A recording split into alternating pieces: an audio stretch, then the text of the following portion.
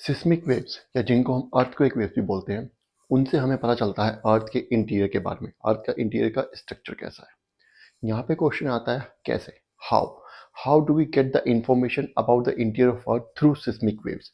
हम seismic waves के थ्रू अर्थ के इंटीरियर के बारे में हमें इंफॉर्मेशन कैसे मिलती है, उसको समझने के लिए हमें पहले अर्थ जो अर्थक्वेक वेव्स होती हैं, सिस्मिक वेव्स होती हैं, उनके प्रोपेगेशन को समझना होगा, उनके प्रोपेगेशन के पैटर्न को समझना होगा।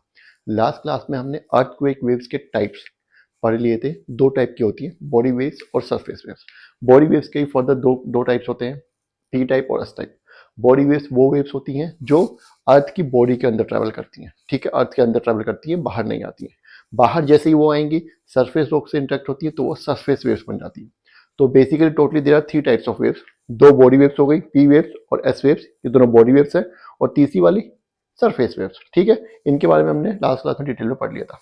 आज हम पढ़ने वाले हैं ये वेव्स ट्रेवल कैसे करती हैं, इनका प्रोपेगेट करने का अर्थ के इंटीरियर में या सरफेस पे क्या पैटर्न है, क्या तरीका है, उसके बारे में आज की क्लास में हमें पढ़ना है। तो गाइज, मैं हूं Ankur Kaushik and you are welcome on our channel UPSC accessible. ठीक है, हमारा topic propagation of earthquake waves, seismic waves भी बोलते हैं इनको। चैप्टर 3 क्लास 11 की एनसीईआरटी है, फंडामेंटल्स ऑफ फिजिकल ज्योग्राफी, ठीक है। उसके चैप्टर का नाम है इंटीरियर ऑफ द अर्थ। चलिए अब आते हैं टॉपिक। पैराग्राफ के ऊपर टॉपिक लिखा हुआ है प्रोपेगेशन ऑफ अर्थक्वेक वेव्स। पहली लाइन ही है, different types of earthquake waves travel in different manners. ये मत सोचिएगा कि सब कुछ बोर्ड पे लिख दिया है, नहीं, अब यही जब जो लिखा है धीरे धीरे बीच में डायग्राम से भी समझाऊंगा, टेंशन मत लीजिएगा, ठीक है। Different types of earthquake waves travel in different manners. अलग अलग टाइप की अर्थक्वेक वेव्स अलग अलग मैनर में ट्रेवल करती हैं। ये तो मैंने बता ही दिया है आपको, लास्ट क्लास में ही बताया था, अब फिर बता दिया, ठीक है। यहाँ तक कोई प्रॉब्लम नहीं होनी चाहिए मुझे ठीक है। आगे बढ़ते हैं। एज दे प्रोपेगेट और मूव, जैसे वो प्रोपेगेट करते हैं और मूव करते हैं तो क्या होता है, they cause vibration in the body of rocks through which they pass. क्या होता है, जैसे जैसे वेव्स प्रोपेगेट करेंगी, जो भी वेव्स जा रही हैं, चाहे पी वेव्स हो, एस वेव्स हो, चाहे सरफेस वेव्स हो, जैसे जैसे वो प्रोपेगेट करेंगी वैसे ही क्या होता है, वाइब्रेशन होने लगती है, किसमें, रॉक्स में, जिनके थ्रू वो पास करती है, ठीक है। ये भी कोई नई बात नहीं है, पता ही होगा आप सबको। चलिए नेक्स्ट पॉइंट पर जाते हैं। अब पी वेव्स के बारे में बात कर रहा है, ये तो सभी वेव्स के बारे में उन्होंने जनरल बता दिया क्या होता है, अब ये पी वेव्स के बारे में स्पेसिफिकली बात कर रहा है, ठीक है। P waves vibrate parallel to the direction of waves. P waves क्या करती हैं, जो वेव, जो अर्थक्वेक वेव जो कंबाइंडली जैसे चल रही है, मान लीजिए अर्थक्वेक वेव है, ये एक वेव है, ये एक वेव है, इस तरीके से ये एक वेव है, ये चल रही है, तो ये पी वेव जो होगी वो इसी वेव के किस में चलेगी, जो सब मैं आपको यहाँ पर समझाता हूँ। अभी थोड़ी देर में डायग्राम से बताऊंगा, ठीक है। अभी रब करके पी वेव क्या करती है, वाइब्रेट करती है parallel to the direction of waves. जो वेव चल रही हैं उनके डायरेक्शन में पैरेलल चलती है। कैसे, यहाँ पे मैं आपको डायग्राम से समझाता हूँ। ये ऊपर का आप स्क्रीनशॉट ले लीजिए, पहले सबसे पहले ये ऊपर का स्क्रीनशॉट ले लीजिए, ठीक है। आई होप आपने ले लिया होगा। मैं ऊपर का 2 पॉइंट डिलीट कर रहा हूँ, अब मैं यहाँ पे आपको डायग्राम से समझाऊंगा।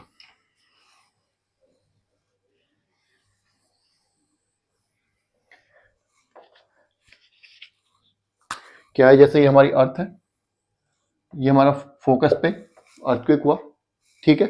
फोकस से अब जो वेव हमारी ट्रेवल करेगी इस तरफ चलेगी, तो जो हमारी पी वेव है वो इसी के पैरेलल चलेगी, इसी के पैरेलल, इसी एक्सिस के पैरेलल चलेगी, ठीक है। अगर ये वेव इस तरफ आएगी तो इसके पैरेलल चलेगी, अगर इस तरफ आएगी तो इसके पैरेलल चलेगी, इस तरफ आएगी तो इसके, बेसिकली उसी डायरेक्शन में चल रही है। इसको थोड़ा साइंटिफिक फॉर्म में अगर हम देखते हैं, मान लीजिए ये एक्सिस है, इस तरफ अर्थक्वेक वेव जा रही है, तो पी वेव जो होती है उनका जो चलने का पैटर्न होता है वो इस तरीके का होता है, इस तरीके का होता है, ठीक है। इसमें हमें डिटेल में नहीं जाना है, आप बस ये ध्यान रखिए कि वो जो पैरेलल जो डायरेक्शन ऑफ वेव्स, जो अर्थक्वेक वेव्स जो जाती हैं उनकी डायरेक्शन के पैरेलल चलती हैं बस, क्योंकि ये डायरेक्शन है तो इसी के पैरेलल वो चलती रहेंगी, इसी के साथ साथ चलती रहेंगी, ठीक है। ये अभी आपको और ज्यादा समझ आएगा जब हम एस वेव्स के पैटर्न के बारे में समझेंगे, तो इसको पैरेलल क्यों बोल रहे हैं। चलिए अब क्या बोला, this exerts pressure on the material in the direction of propagation. अब ये क्या बोल रहा है कि दिस एक्सर्ट्स, क्योंकि वो पैरेलल चलेंगी, वेव्स के जो वेव्स की डायरेक्शन है उसमें पैरेलल चलेगी, तो क्या होता है, वो एक्सर्ट करती है pressure on the material in the direction of propagation. जैसे जैसे वो आगे बढ़ती जाएंगी, ये वेव्स तो मटेरियल के थ्रू ट्रेवल करती हैं, पढ़ चुके हैं हम, और के में तीनों मटेरियल के थ्रू ट्रेवल कर सकती है, तीनों तीनों मतलब कौन कौन से, सॉलिड, लिक्विड एंड गैस। तो जैसे जैसे वो आगे बढ़ती जाएंगी, वो आगे जो मटेरियल है उस पर प्रेशर एक्सर्ट करेंगी। एग्जाम्पल के थ्रू, इसी एक एग्जाम्पल के थ्रू समझिए। सपोज कीजिए कुछ लोग एक लाइन में खड़े हैं और पीछे वाला बंदा धक्का देता है, धक्का देता तो आगे वाले बंदों में प्रेशर पड़ेगा, बढ़ेगा ना।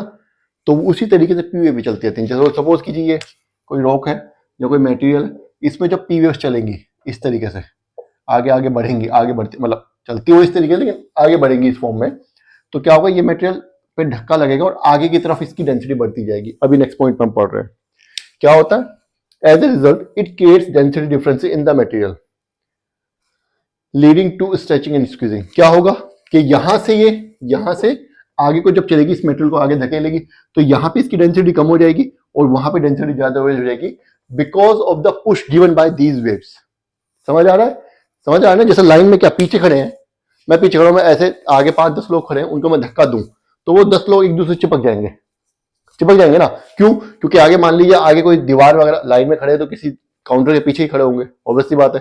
तो मैं पीछे धक्का दूंगा, आगे वाला काउंटर पे टकराएगा, पीछे वाला आगे वाले से टकराएगा, सेकंड नंबर वाला थर्ड नंबर वाला सेकंड नंबर वाले से टकराएगा, ऐसे घुस जाएंगे और मेरे पास जगह ज्यादा बच जाएगी। ऐसे ही होता है ना, ऐसे। तो यहां डेंसिटी कम हो जाएगी, यहां पे स्ट्रेचिंग होगी और वहां डेंसिटी ज्यादा हो जाएगी, वहां पे स्क्वीजिंग होगी। As a result it creates density differences in the material leading to stretching and squeezing of the material। ठीक है, यहां तक समझ आ गया? चलिए हम इसके नेक्स्ट पॉइंट पे चलते हैं। अब हम एक्स वेव के बारे में पढ़ते हैं।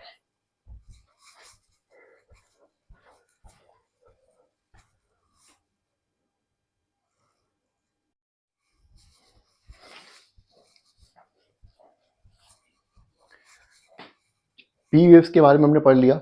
बॉडी वेव्स का टाइप होता है, दो टाइप के होते हैं, पी वेव्स और एस वेव। पी वेव्स के बारे में हमने पढ़ लिया, प्रोपिगेशन के बारे में। उनका प्रोपिगेशन कैसा होता है, वो पैरेलल चलती है वेव डायरेक्शन के। ठीक है, जिस डायरेक्शन में सभी वेव्स चल रही हैं या अर्थक्वेक वेव चल रही है उसके पैरेलल वो चलेंगी। ग्राफ में भी मैंने बता दिया था, इस तरीके से वो दरअसल चलती हैं, ऐसे इस तरीके से वो आगे बढ़ती हैं, इस तरीके से। और जब आगे बढ़ती हैं तो आप जिस मेटेरियल के थ्रू वो ट्रैवल करती हैं उसको वो आगे पुश करती रहती हैं, जिससे कि डेंसिटी डिफरेंसेस आते हैं। जहाँ से वो पुश होती हैं वहाँ पे डेंसिटी कम हो जाती है, इस एरिया में डेंसिटी कम हो जाएगी मटेरियल की और इस एरिया में डेंसिटी ज़्यादा हो जाती है मटेरियल की। ठीक है, ये बात समझ आ चुके हैं, जिसकी वजह से स्ट्रेचिंग और स्क्वीजिंग होती है, ये भी हमने पढ़ लिया। अब चलिए आगे पढ़ते हैं हम एस वेव्स के बारे में। पी वेव्स के अलावा जितनी वेव्स हैं वो सब हॉरिजॉन्टल, जो होता है वर्टिकल प्लेन, सॉरी जो वर्टिकल प्लेन के परपेंडिकुलर ट्रैवल करती हैं। अब इसका क्या मतलब है, ज्यादा टेंशन लेने की जरूरत नहीं, समझा रहा हूँ। ज्यादातर बच्चों को पता होगा, ठीक है, सबने पढ़ा है 9th-10th में एक्सिस के पैरेलल और परपेंडिकुलर क्या होता है। ठीक है, ज्यादा टेंशन लेने की जरूरत नहीं है। अगर नहीं पता है तो जितना जरूरत है ज्योग्राफी में उतनी मैं समझा दूंगा। क्या होता है, ये हमारा एक्सिस है, ये हमारा एक्सिस है, या वेव की डायरेक्शन ट्रेवल करने की। तो ये जो वेव्स होंगी इस तरीके से चलेंगी, इस तरीके से आगे बढ़ेंगे, इस तरीके से, ये वर्टिकल। ठीक है, समझ आ गया? ट्रफ्स और क्रेस्ट बनाते हुए, इनको हम ट्रफ्स और क्रेस्ट बोलते हैं। आप सबने पढ़ा हुआ है, ज्यादा इसमें जाने की हमें जरूरत नहीं है, जितना वो जरूरत है वो यहाँ पढ़ लेते हैं। Other waves vibrate perpendicular to the direction of propagation. बता दिया है कि पी वेव्स के अलावा जो बाकी वेव्स बचती हैं वो जो डायरेक्शन ऑफ प्रोपेगेशन है उसके परपेंडिकुलर हो रहा है, 90 डिग्री एंगल बना रही है। यहाँ पे 90 डिग्री का एंगल बना रही है, यहाँ पे भी 90 डिग्री का एंगल बना रही है, यहाँ पे भी 90 डिग्री, यहाँ पे भी, हर जगह 90 डिग्री एंगल बना रही है। तो ये परपेंडिकुलर प्रोपेगेट करती हैं जो जनरल डायरेक्शन है उसके। ठीक है, अब आगे नेक्स्ट पॉइंट पढ़ते हैं, the direction of propagation of S waves. अब प्रिसाइजली एस वेव्स के बारे में बता रहे हैं। The direction of propagation of S waves is perpendicular to the wave direction in vertical plane. Again वही, जो वेव डायरेक्शन है उसके परपेंडिकुलर है ये देखिए, समझ गए? यहां तक समझ आ गया? ये बेसिकली इस तरीके से ट्रैवल करती है, मैं आपको बताऊं, ये इस तरीके से ट्रैवल करती है। जैसे वेव है, ये ऐसे जाएंगी, ऐसे ट्रैवल करेंगे, ऐसे जाएगी वेव, इस तरीके से ट्रैवल करेगी वेव। समझ गए?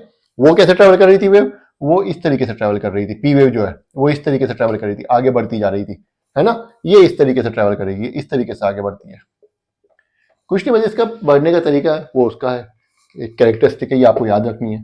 ठीक है, नेक्स्ट पॉइंट हम पढ़ते हैं। अब क्योंकि परपेंडिकुलर ट्रैवल करती है डायरेक्शन ऑफ प्रोपेगेशन के, तो they create troughs and crest, बता दिया, in the material through which they pass. कहाँ पे ट्रेवल करेंगे, कहाँ पे फॉर्म करेंगे ट्रफ और क्रेस्ट, जिस मटेरियल में प्रोपेगेट कर रही है। जिस मटेरियल के थ्रू वो जा रही है। इनकी एक खास बात और थी, हमने पढ़ी था पीछे, कि ये सिर्फ सॉलिड मटेरियल में ही ट्रैवल कर पाती है, लिक्विड और गैसियस मटेरियल में ये ट्रैवल नहीं कर सकती। ये हमने पढ़ा था, ठीक है। ये बात आपको याद रखनी, आगे यही पढ़ना हमें। अभी हमें शैडो जोन पढ़ना है अर्थक्वेक का, उसके बाद उसमें यही सब काम आएगा, ठीक है। चलिए आगे बढ़ते हैं। अब ये एक लाइन सरफेस वेव के बारे में बता रहा है, क्या बोल रहा है सर, पीवी और एस वेव का जितना एनसीईआरटी में दिया गया था वो हो गया, जीएस में तो पढ़ेंगे अलग से। Surface waves are considered to be most damaging waves. पहले समझा चुका हूं मैं कि जो सरफेस वेव्स हैं वो ही डिवास्टेशन लाती है। इनफैक्ट अर्थक्वेक के बारे में हमें तब तक पता ही नहीं चलता जब तक कि बॉडी वेव्स जो है सरफेस तक रॉक्स तक इंटरेक्ट करके और फिर दे जनरेट सरफेस वेव, जब तक वो सरफेस वेव जनरेट नहीं करती तब तक हमें अर्थक्वेक के बारे में पता ही नहीं चल पाता कई बार, ठीक है। वो तो सिस्मोग्राफ इंस्ट्रूमेंट्स हमने डेवलप कर लिए हैं नए नए, पता चल जाता है कि पहले तो पता नहीं चलता रहा, पहले तो भूकंप आ रहा है, जब तक वो सरफेस तक नहीं पहुंच जाएंगी वेव्स, क्योंकि वाइब्रेशन उन्हीं के थ्रू होती है। बॉडी वेव्स तो ट्रैवल करती है, पता ही नहीं चलता उनका इतना, ठीक है। तो सरफेस वेव्स ही मोस्ट डिवास्टेटिंग होती है, मोस्ट डैमेजिंग वही होती है, उन्हीं के थ्रू डैमेज होता है। सरफेस वेव्स के बारे में इसमें यहाँ पे एनसीईआरटी में ज्यादा कुछ है नहीं, ठीक है। लेकिन जब हम जीएस पढ़ेंगे तो मैं सरफेस वेव्स के बारे में बताऊंगा, सरफेस वेव्स के टाइप्स बताऊंगा। सरफेस वेव्स में भी कुछ वेव्स ऐसी होती हैं जो ज्यादा जिनकी वजह से डिवास्टेशन ज्यादा आती है, ठीक है। इसमें भी टाइप्स होते हैं। और बॉडी वेव्स के बारे में तो और ज्यादा बताना ही है, वो भी बताया जाएगा उसके बारे में, ठीक है। फिलहाल जो है एनसीईआरटी में इतनी ही ना दी है वो है, तो इतना ही हम पढ़ेंगे। नेक्स्ट क्लास जो होगी वो हमारी शैडो जोन के बारे में होगी, कि अर्थक्वेक वेव्स जो ट्रैवल करती हैं, बॉडी वेव्स प्राइमरीली, तो वो शैडो जोन बनाती हैं। वो शैडो जोन क्यों बोलते हैं, उसके क्या होता है वो, ठीक है। इसके बारे में हम नेक्स्ट क्लास में पढ़ेंगे। तब तक के लिए धन्यवाद।